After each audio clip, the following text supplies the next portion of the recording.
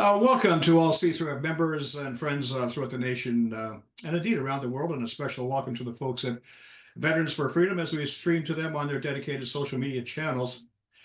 Today we have a C3RF in hot session that should be of great interest to every Canadian who has children, grandchildren, or little ones somewhere in their lives as beloved family or community members. The target we are rolling in on is gender identity and its sidekick, conversion therapy, and we are doing so with a very able wingman in the form of Dr. Ann Gillies. Ann was one of the few voices that pushed back against the, quote, born in the wrong body, unquote, narrative as Canada's Bill C4, conversion therapy, came onto the scene. Dr. Gillies is trained jointly in psychology and theology and retired from private practice after 25 years of clinical counseling, focused primarily on individuals struggling with complex traumatic stress as a result of chronic childhood sexual abuse. Her research is in the area of child-adult attachment trauma, same-sex attraction, gender dysphoria, and the current transgender phenomena and conversion therapy. She is an ordained pastor, an international speaker, author, and founder of www.restoringthemosaic.ca1, a ministry which seeks to educate and inform politicians, community leaders, and pastors across Canada to restore the mosaic of our God-given identity, individuality, and nationality. Ann served for 15 years as a chaplain coordinator with the Billy Graham Rapid Response Team in Canada, and she is the author of several books. Welcome aboard to In Hot, Ann. It's such a pleasure to have you on board. As I said in the before we started recording, I've been a big fan of yours for a couple of years now since you came out swinging that Bill C4 gender conversion therapy. I guess this whole thing is starting to open up again because now that we have Trump on the scene in his administration, his new administration in the United States. And he's come forward and said, you know, there's two genders, there's two sexes, there's male, there's female, end of story. Let's change all our publications back to where they should be. And wow, he's really set the cat amongst the pigeons because now what do we do in Canada? We have Bill C4. What your initial reaction to Trump coming on the scene and coming up with those bold statements? What do you have to say? Well, first of all, thanks, Russ, for inviting me today. I think it's my pleasure, actually, to be here.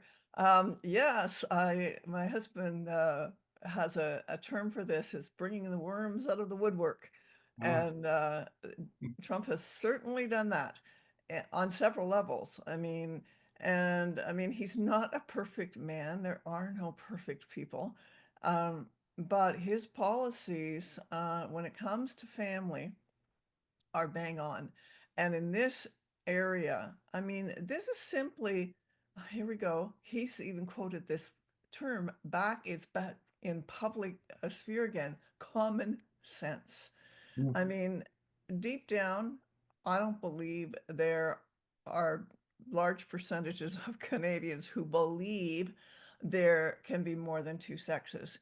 And when it comes to gender ideology and gender identity, the BC Teachers Federation several years ago said that gender identity is a state of mind.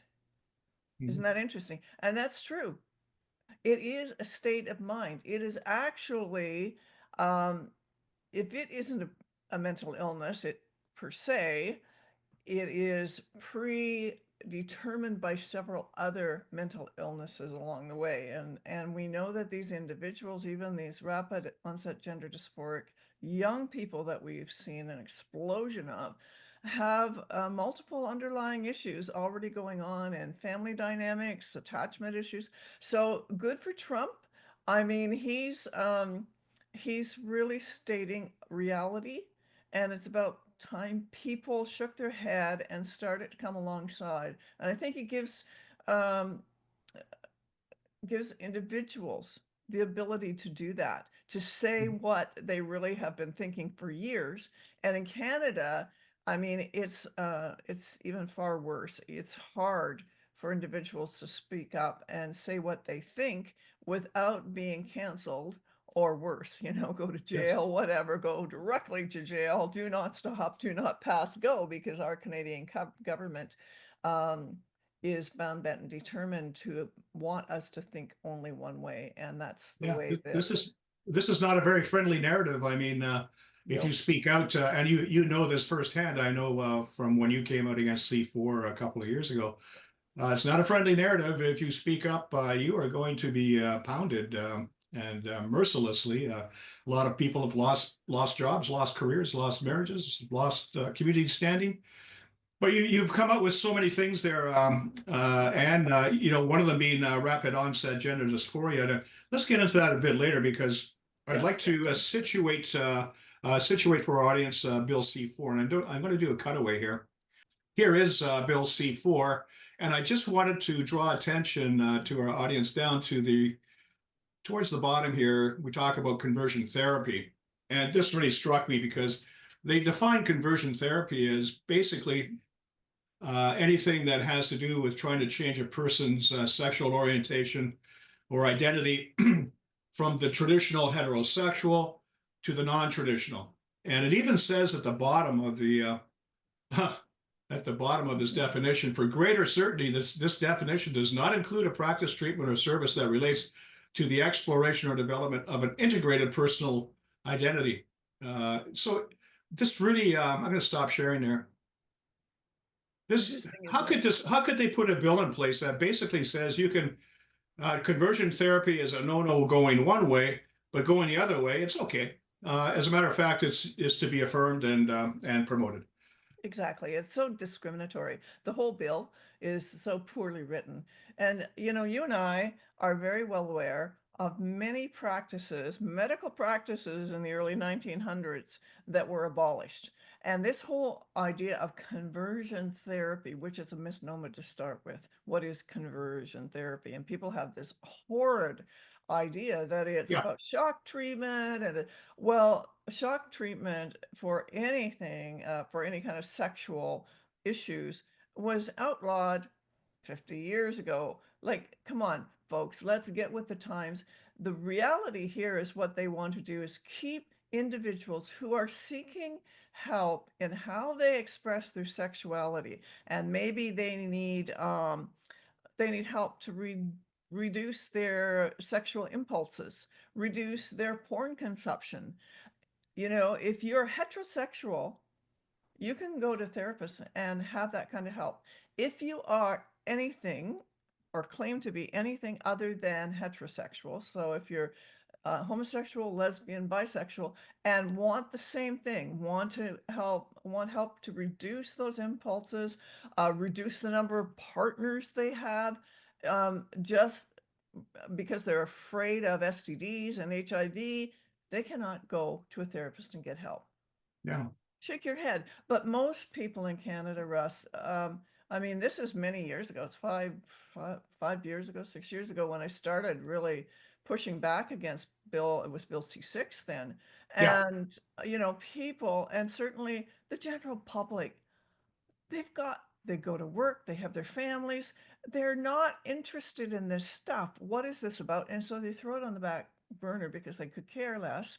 And I get that. I'm not suggesting that they should, jump on the bandwagon, but there are people in our communities, for instance, religious leaders and certainly politicians who should have been awake and understanding the long-term ramifications, which we now, with all of the gender identity and the cross-sex identifying issues that have just blown apart. Well, Yeah. I shouldn't say blown apart, they've just grown exponentially. We see what this bill really was meant to do, and that was to suppress young people and their parents from getting proper help, and then to allow affirmation therapy instead of exploration therapy to come in and have all these children medicalized and then mutilated. Well, as you as you say, and it is really discriminatory. This whole bill was Yeah. discriminatory. You can go one way and not the other, and I quite frankly can't see how it passed our charter review Yeah. because it's you're discriminating against a whole bunch of people in the form of traditionals who who can't avail themselves of this particular bill. But and the other thing is this whole thing about underlying motives. I It seems to me that this is an effort to break down the family structure. The traditional family structure is really put at risk here, and we're seeing this as these policies go forward in the educational system. And we have this funny notion that if a child um, expresses a belief that they're a girl instead of a boy, or a boy instead of a girl, that has to be affirmed. And not only that, but you can't tell the parents that you've made an affirmation and you're guiding this child down a certain path at a very, very young age. It's what could be worse for breaking up the bonds, the family bonds, and the family structure? It's absolutely, actually, it seems kind of evil, actually. Well, and there's not much that could be worse, but I'm sure they'll think of something. I mean, this is all about just deconstructing the family, and it goes back to queer theory in the, 50s, 60s, more in the 60s, I guess. And the whole idea that anything that is normal, anything that is logical, anything that is common sense, anything that is actually right, needs to be subverted and needs to be it is the whole good is evil and evil is good trajectory that began way back there. And it has so embedded itself in our education that Yes. young people don't have a clue. They are so confused. They don't know. So many of them don't know the difference between right and wrong, Yeah. because it's been so convoluted. And so queer theory has really, really done that in our society. And it's not just children. I mean, it's a whole 2 generations that are absolutely confused about right and wrong. And when it comes to sexuality, there is no wrong anymore. Like, you cannot say this behavior is immoral. This Mhm. behavior is not healthy. This behavior is going to set you on a trajectory that is going to change your life, and it's not going to make it better. Yeah. In fact, it deepens the depression. It deepens the pain because they're not getting help for the underlying root issues. So yeah, we have a problem, and our government has really taken the whole gender and queer stuff to, you know, to the far left in Yeah. promoting it. And so Well, people are just reeling from all of that. maybe we're seeing why there's a necessity to lock down the narrative, because once the stories are allowed to come out of horrible uh, mauling of children through hormonal therapies and actual physical surgeries, it becomes a pretty dark narrative on its own right. And maybe that's why they lock it down and they don't let you hear about it. But that is all changing now. And Trump coming forward as he did, and basically coming through on his initial statement that a man and a woman is a woman, and actually changing the legislation back to where it was, getting rid of DEI and all federal government agencies and their publications. Huge moves. It's hard to keep the lid on this counter narrative now. So It's it's very, now, you yeah. mentioned one thing you did mention was rapid onset gender dysphoria, and that's very interesting concept, because they're finding that all of a sudden, especially among young girls, there's these waves of transitions from girl to female to male that are happening in kind of a social setting where it seems to crop up and it catches on, and it's like a peer thing where you want to be one of the crowd. And doesn't that speak to some sort of conversion therapy right there, where Oh, society is converting its young females from this to that? well, exactly. And I mean, this is the thing. And Lisa Littman did a research study in Brown's University 4 or 5 years ago on this and coined rapid onset gender dysphoria. Yes. And she just got raked over the coals by, the the transgender, the cross-sex identifying community. Transgender itself is a political term. It's not even a medical term. So, but Yeah. I'm not going to go into that. But that began this whole, she began to draw this understanding of the social contagion that was happening with these young girls, like 13 to 20 or 13 to 25. Now, I mean, Russ, it's children because it's so embedded, and you were talking about WPATH earlier, in Yeah. the education system in our schools, the public education system, even some of the Catholic schools. And they are literally bought off to teach this junk to our children. And it's lying. They've been lying to our children. I'm so fed up. Actually, I mentioned this to you. I'm running politically, provincially, Yeah. under the Stop the New Sex Ed agenda party, just to keep their feet to the fire because the parties need to be addressing this. Yes. Without healthy families, we do not even have a society, and our Yeah. families are in danger, deep danger. We need to address this issue. And so what Trump has done is brought this issue to the forefront.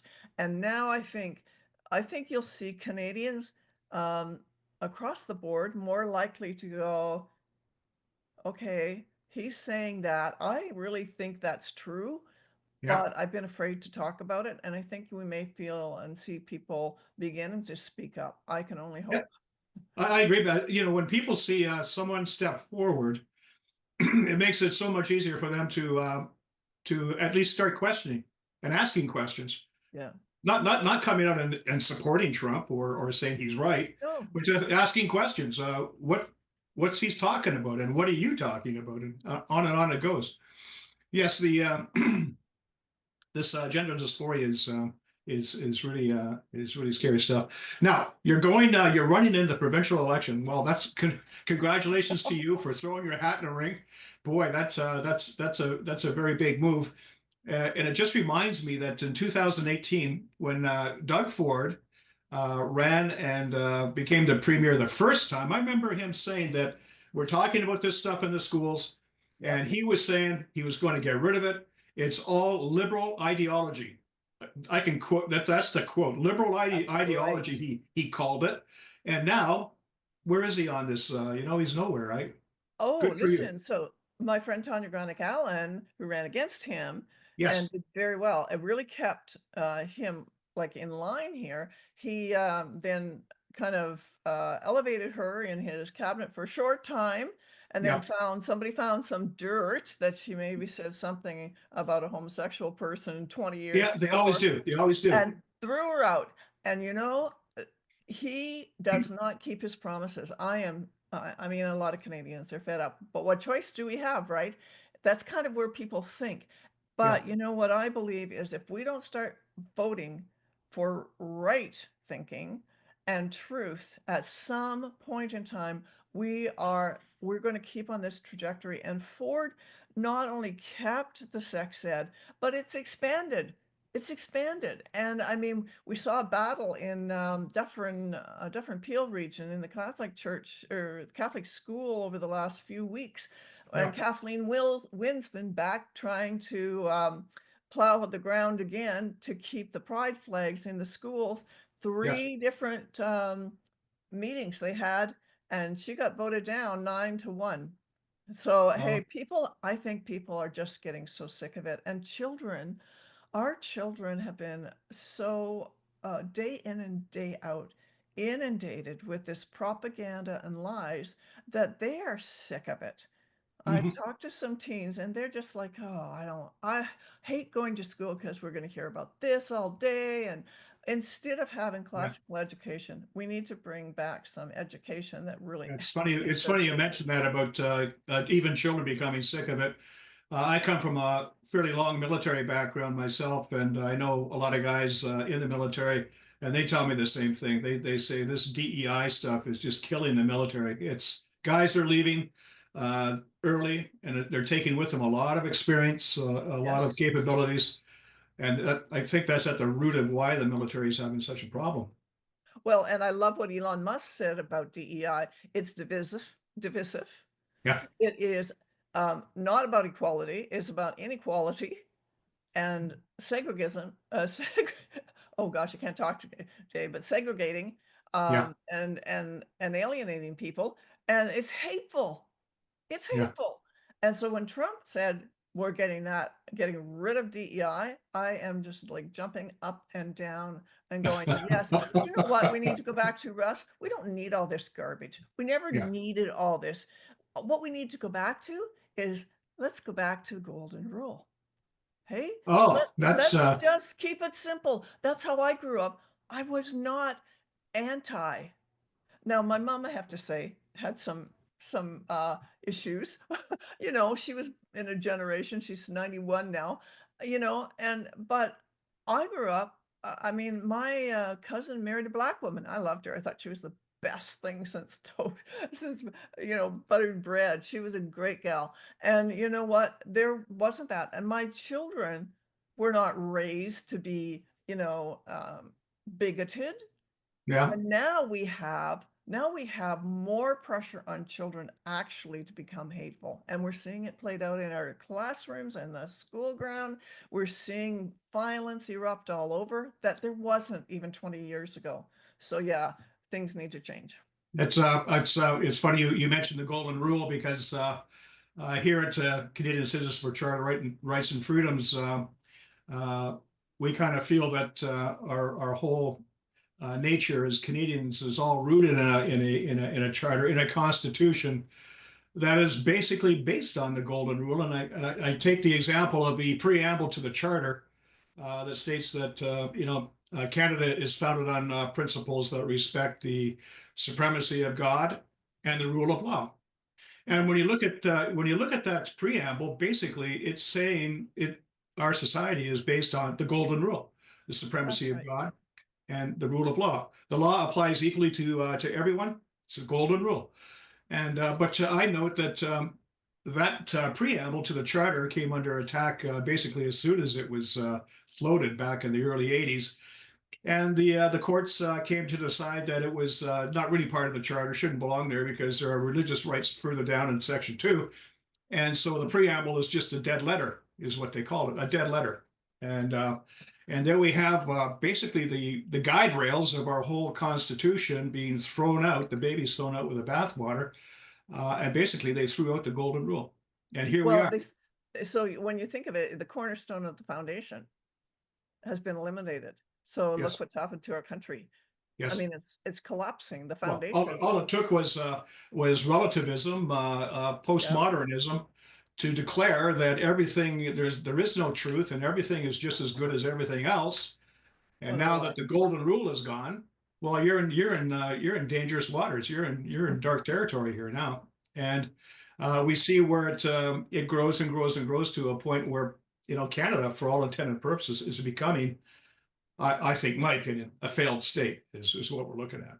Well, and I think Trump sees that, going back to Trump, and he's concerned. And I think, Well, isn't that interesting? Because if Trump is looking around and he's looking at making America great again, and if he believes in the golden rule, and he's looking north and south on his borders, and he's seen failed states, well, maybe that's the underlying reason why Canada should become the 51st state, or Panama should be American, or Greenland should. He's creating basically through the old Monroe Doctrine a fortress North America that keeps all this stuff away from America is what he's doing. right. And I'm not sure where I stand on all that. I like Canada. I like Canada So to do be I. Canada. I think we But should you go know our own what? way. We are not the Canada we were in the 90s, and we have failed. Our government has failed us. It's failed the citizens of Canada. And I think what this is a real wake up call to us. And I often say this to people because they'll say, well, you can't say that. That's not kind. This is not this. And I just say to them, it is loving and kind to tell the truth, and Yes, especially to our children. And yes, when we have a culture based on lies, what yeah. what does that leave us with? Parents have no foundation, no walls in their house for their children. There's no boundaries. There's nothing, and like you said before, relativism, right? That's Yeah, that's we have to postmodernism. take this back, man. Now you talk about lies. I'm just going to do another cutaway here because that's a good segue into this next little piece here. I'm throwing up a piece I did back in March of 2024. It was called Book of Blood, and it talks about books that are basically put in place because they're meant to save lives. I started talking about the FAA and its regulations at the start of this, but then I get down to another Book of Blood further down here, right here. And I talk about the American Psychiatric Association's Diagnostic and Statistical Manual of Mental Disorders. This used to be the bread and butter of the American Psychiatric Association. And I say that what they did was they edited the last edition kind of on the fly, and in doing so, they kind of dumped hard-won knowledge and they overwrote it with politically correct supposition and ideology. And perhaps one of the most egregious cases can be seen in its latest update, where they termed what used to be gender identity disorder Yep. into gender dysphoria, and now the book of truth, which I don't think it is called the World Professional Association for Transgender Health, WPATH. This is the new. This is the new Bible when it comes to gender theory, gender identity. But when you look at the WPATH documentation, you see within it actual discussions about how to subvert family bonds and ties and get children on this track to gender transition without parental knowledge. They actually talk about it in this documentation. How authoritative, how scientific can that kind of talk be? Well, it's not based on science. It's not No. not reputable science, not science that can be replicated and is verifiable. This is simply science that has been well, I would say that the vast majority of the studies, you go back and look who's paying for the study. You follow the money, follow the money. But if you go to, and we talked about this earlier before the show about the Cass report, now that is a study that we need to be taking seriously, and European countries are taking it seriously. And Yes. there's pushback that's come. In fact, Britain is now is banning medical treatment for minors Yes. in this Yes. whole area. So no more puberty blockers, no Yeah. more hormone therapy. And now they're even looking at adults and doing some new studies on the mental health of adult cross-sex identifying individuals, which is a good thing because what they're going to find is that these individuals need our care and need our help. They don't Yes. need to be told they're in the wrong body, because that's a lie. You're not in the Mhm. wrong body. Your mind is confusing you. Hello. So yeah, I think when you look at WPATH and who funds WPATH and all of those things, same with the DSM, they sold us out. And the long game, now, some people won't appreciate this and won't agree with me, but the long game is really ushering in pedophilia. And that is what we are really starting to begin to understand. I think people are seeing this now for the first time. And then Yes. all of the sexualization of our culture and of our children really is to open them up to any kind of sexual experimentation, including adult to child. And it's become so prolific. Look at the sex trafficking. 25 years ago, Wow. Russ, Okay. did you ever hear sex trafficking? Oh Come yeah. on, it was a Yeah. rare thing. Yeah. Now it's like it is in our Hundreds of regular driving. thousands lost. Hundreds of thousands. Oh, these children and the horrific things that are done to them. People have just blown their minds with pornography.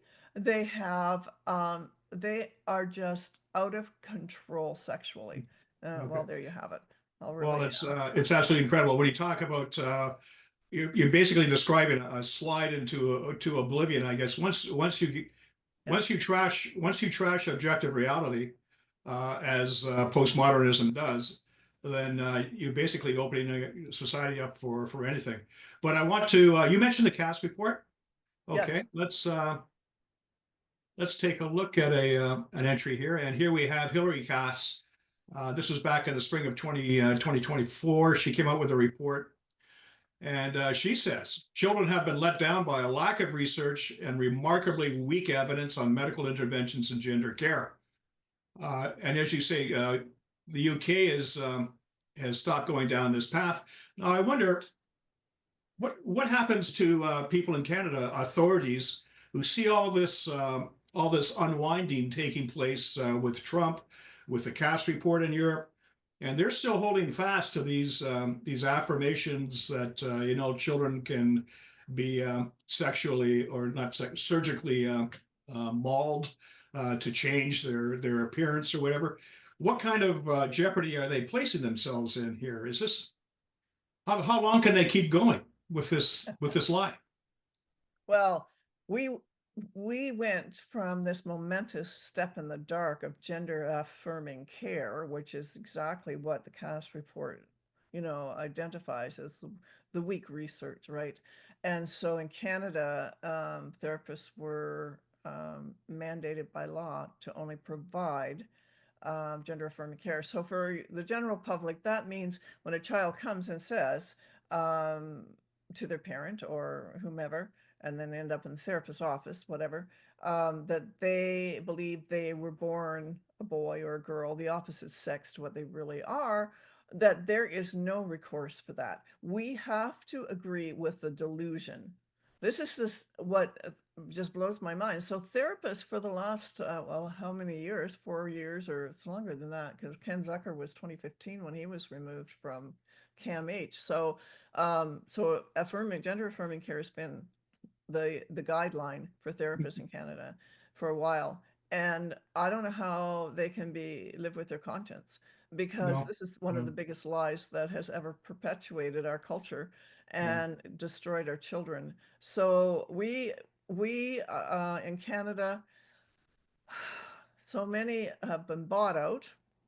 um, I think the associations themselves, the medical association who's funding all this stuff, Yeah. the psychological association for sure. We look at Dr. Chris Wells, who in Edmonton, who came out with all of this stuff of getting Bill C4 into every municipality and then into every province and getting it federally accepted. I remember that. Yeah. Oh, yeah. And now, where is Dr. Chris Wells? Trudeau appointed him to the Senate in Canada. Oh, This, okay. I did not this, know that. oh, Okay. yeah. Oh, yeah. So this is way up the food chain, Russ. This goes right to the top.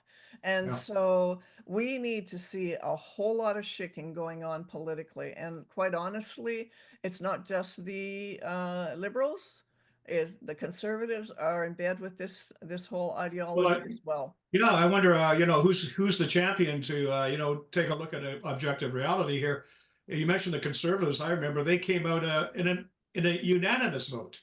Oh, All members of the Conservative Party voted to have Bill C4 sail through without discussion.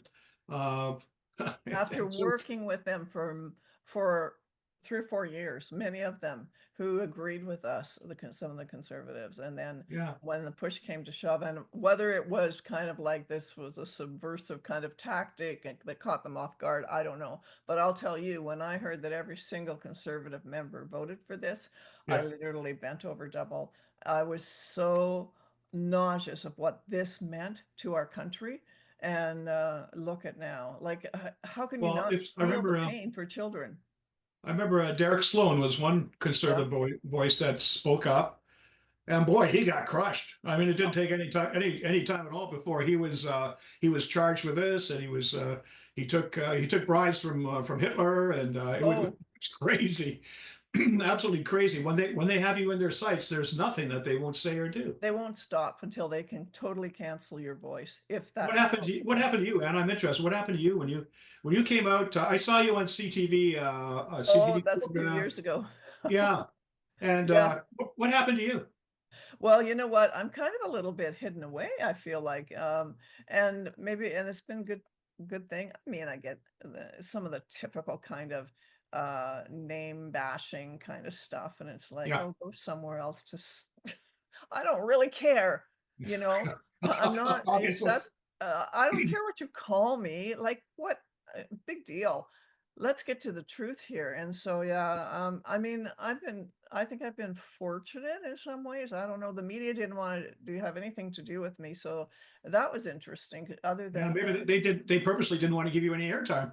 no, they didn't wanna come near me because they knew that I might give some actual statistical reports that might not be so well, but and so Yeah. nevertheless, I mean, I'm just determined not to be quiet about this because we have to take care of our families, we have to protect parents' rights, and they have a right to raise their children according to their own views and values. And I will not stand against that. Like we must bring that back into line and into an understanding of what children really need. And it's Yeah, not I admire your courage, Anne, and here at C3RF, uh, we're not so much involved in any particular argument and taking any particular side, but we really feel that all the sides should have a chance to express their opinions and be heard and be listened to, and not what's going on in Canada now, where if you have wrong think, you're going to be passed off to jail or something. That's crazy. well, No. that's right. And who determines wrong think? Our Well, the politics. government, Bill C-63, Exactly. they have a digital safety commission that they want to put in place, and it will decide if you're thinking wrongly. And oh, Yes. by the way, that particular bill says that if they think you might say something down the road, excuse me, that is just cause for them to put a ankle bracelet on you and fine you $70,000. Yes, because you're definitely hateful, You're and hateful, you're abusive to obviously. other people, and it's like, "Oh my gosh." But that's the condition of our country, and what Trump sees this, guess what? He's not wrong. This is No, what's killing Canada. I think he's right. I think he's worried about Canada. He's worried about where it's going, and he doesn't want to see it cross over the border into his "Make America Great Again." No, That's I what don't I blame think. him for that. No. Well, I guess this has been such a pleasure, Anne. I mean, in closing, is there anything you could tell our audience or ask our audience to do to help you politically or otherwise? Well, I would just say to individuals in Ontario for sure, really, really be aware of who you're voting for, what you're voting for, not just who, but what you're voting for. And I mean, unfortunately, the political parties that have been the reigning parties in our nation are not trustworthy and they're not doing things in the best interest of children. So I would Yeah. just say be very aware, make sure you do your due diligence, do your homework, and let's get some things turned around in Canada. Oh, very much agree. Thanks very much, Anne. It's been such a pleasure, and we're certainly going to follow your political career as you proceed into the Ontario elections. Thanks very much. Thanks, Russ. All the best. Okay, bye for now.